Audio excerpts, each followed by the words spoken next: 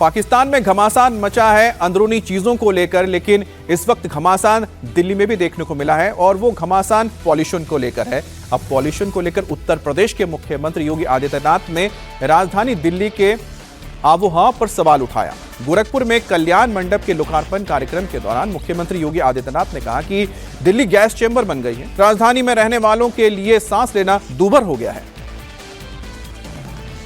दिल्ली में घुटन भरी जिंदगी हो गई है, ऐसे लगता है जैसे गैस चेंबर में।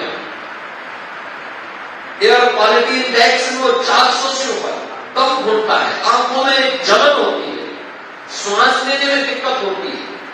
डॉक्टर को बुजुर्गों के लिए, बीमारों के लिए, बच्चों के लिए कहना पड़ता है कि आप घर से बाहर न निकलें। इतनी खराब स्थिति है। आप गोरखपुर में कितना शानदार माहौल है, कहीं कोई दिक्कत नहीं। और दिल्ली के प्रदूषण पर सीएम योगी के बयान के बाद आम आदमी पार्टी हमलावर है। आपने कहा है कि उत्तर प्रदेश के मुख्यमंत्री योगी आदित्यनाथ ने बीजेपी सरकार को प्रदूषण पर बुरी तरह से एक्सपोज कर दिया। वहीं आम आदमी पार्टी के राज्यसभा सांसद संजय सिंह ने लिखा कि लग रहा है आदित्यनाथ जी भूल गए हैं कि दिल्ली में बीजेपी की ही सरकार है, या उन्होंने जानबूझकर मोदी और रेखा गुप्ता को एक्सपोज करने के लिए बयान दिया।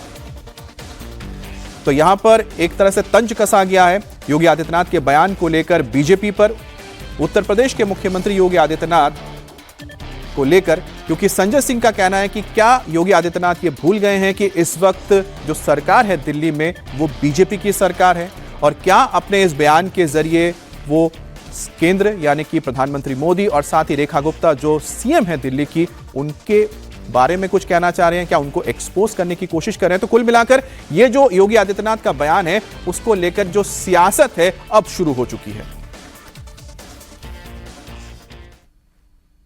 और उत्तर प्रदेश की राजनीति में विधानसभा चुनाव से पहले हलचल भी तेज हो गई है। पूर्व मंत्री नसीमुद्दीन सिद्दीकी आज समाजवादी पार्टी में शामिल होंगे और हाल ही में उन्होंने कांग्रेस से इस्तीफा दे दिया था। बसपा के अनीस अहमद भी आज समाजवादी पार्टी में शामिल होंगे। कद्दावर मुस्लिम नेता नसीमुद्दीन सिद्दीकी अखिलेश यादव की मौजूदगी में सपा में शामिल होंगे। नसीमुद्दीन काशीराम के समय से बसपा के साथ रहे हैं और मायावती के बहुत ही करीबी माने जाते हैं। मायावती ने 2017 में उन्हें बसपा से निकाल दिया था, जिसके बाद वो कांग्रेस में शामिल हो गए थे। कई सालों तक हाशिए पर रहने के बाद आखिरकार उन्होंने ये फैसला लिया कि वो समाजवादी पार्टी के साथ जुड़ेंगे। तो समाजवादी पार्टी में शामिल होने जा रहे हैं नसीमुद्दीन सिद्दीकी, जो लंबे वक्त से समाजवादी पार्टी के सबसे बड़घोर विरोधी रहे। बसपा यानी कि बहुजन समाज पार्टी के साथ जुड़े हुए थे। काशीराम के वक्त से वो बीएसपी के साथ जुड़े। लगातार उन्होंने काम किया, जहां पर उन्होंने मुस्लिम और दलितों को साथ लाने में बहुत बड़ा काम किया था। माना जाता है कि उनका काफ़ी ग्राउंड वर्क रहा है, जिसके बाद वो मायावती के बहुत ही खास, या फिर कह सकते हैं बहुत करीबी नेताओं में से शुमार थे। और माना यह जाता था कि कई बार नसीमुद्दीन सिद्दीकी तय करते थे कि किसको टिकट मिलना है, यानी टिकट बंटवारे में उनका बहुत बड़ा, आप कह सकते हैं, हाथ या फिर उनकी राय ली जाती थी। लेकिन अब वो समाजवादी पार्टी के साथ जुड़ने जा रहे हैं। लेकिन इसके बीच एक बहुत बड़ी बात यह है कि उनका जो कद रहा है वो, या फिर उनका जो इन्फ्लुएंस रहा है, उनका जो असर रहा है, वो दलितों के बीच ज्यादा रहा है, क्योंकि वो दलित बहुजन समाज पार्टी के साथ थे। और ऐसे में आजम खान की जगह क्या वो भरपाई कर पाएंगे, ये भी एक बहुत बड़ा सवाल है समाजवादी पार्टी के लिए। अब एसआईआर को लेकर एक बार फिर से सपा प्रमुख अखिलेश यादव ने बीजेपी और चुनाव आयोग पर निशाना साधा है।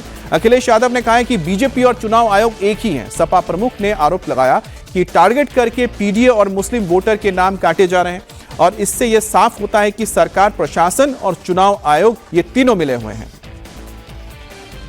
बीजेपी इलेक्शन कमीशन एक है और उसका देखने को भी यही मिलता है।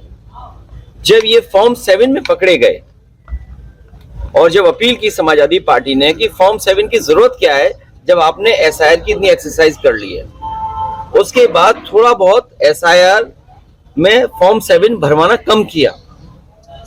वो तो खुशी की बात है कि द्वापर के और त्रेता के दशरथ और नंदलाल ने हमें बचा लिया। दशरथ के नाम पर कई सौ फॉर्म थे सुरेंद्रनगर विधानसभा में, और नंदलाल के नाम पर सुल्तानपुर में एक विधानसभा में उसके दस्तखत से वोट कटवाया जा रहा था, केवल मुस्लिम लोगों का। ये इनका टारगेटेड काम था कि जो समाजवादी पार्टी का वोटर है, या जो मुस्लिम वोटर है, या जो पीडीए है, उसका वोट काट लें।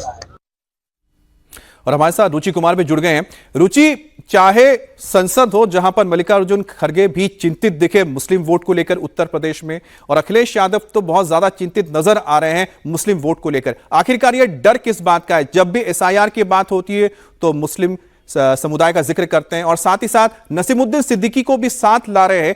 क्या यह डर है कि नसीमुद्दीन सिद्दीकी को वो अपने साथ जोड़ने की कोशिश कर रहे हैं? चल क्या रहा है आखिरकार इस वक्त वहां?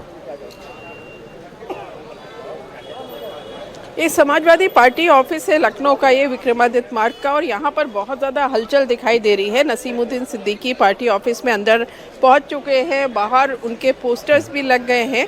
और नसीमुद्दीन सिद्दीकी एक ज़माने में बहुत बड़े कद्दावर नेता हुआ करते थे, मायावती के बहुत नज़दीकी थे, काशीराम के ज़माने से बीएसपी में थे और मुस्लिम वोटर्स पे काफ़ी ज़्यादा उनकी पकड़ थी। 4 बार मायावती मुख्यमंत्री रही और चारों बार वो मायावती सरकार में मंत्री रहे।